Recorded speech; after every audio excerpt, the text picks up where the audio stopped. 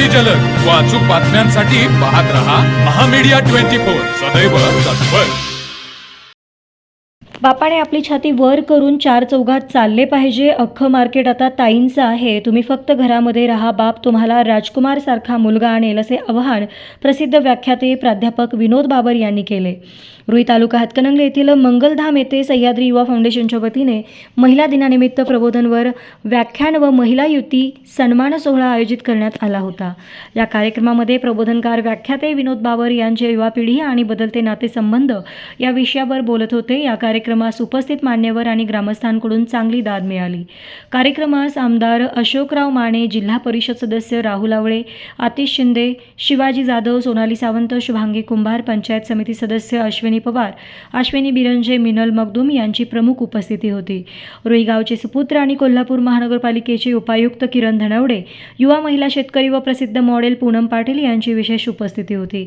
युवतींना आवाहन करताना बाबर म्हणाले, रस्त्याने जाताना आपल्याला कोणी म्हणायचं नाही की बिघडलेली लेक तिची आहे, म्हणून बापाने आपली छाती वर करून चार चौघात चाललं पाहिजे। अख्खं मार्केट आता ताईचा आहे, तुम्ही फक्त घरामध्ये राहा, बाप तुम्हाला राजकुमार सारखा मुलगा आणेल।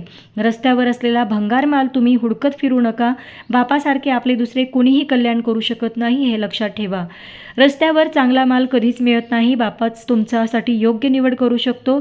तसेच आज पोरांना काय चांगलं आणि काय वाईट हे सांगण्याची गरज आहे आणि ज्या मुलांना हे संस्कार मिळते आणि त्याप्रमाणे वागतात तीच मुले पुढे यशस्वी होतात।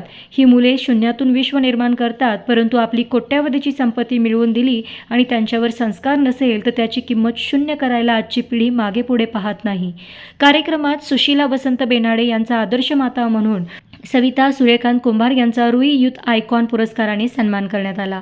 तसेच नायब तहसीलदार क्रांती धनवडे, पूनम लोकरे, सुकन्या पाटील, राजेश्वरी मोरे, मेघा भिवसेकर, साक्षी आबदान, श्रावणी मुर्चिटे, ऐश्वर्या कुंभार, मुमताज बी हैदर, आकाश मगदूम, भाऊसाहेब फासके, वृषभ भालचंद्र पाटील व ओमकार नंदकुमार बन्ने यांचा विशेष गौरव करण्यात आला।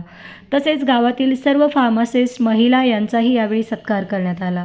स्वागत व प्रास्ताविक पत्रकार मनोज रत्ने यांनी केले। मानपत्राचे वाचन स्मिता उपाध्ये व वर्षा बरगाले यांनी केले। आभार विनय आवटे यांनी मांडले, तर सूत्रसंचालन अमोल निर्वाणे यांनी केले।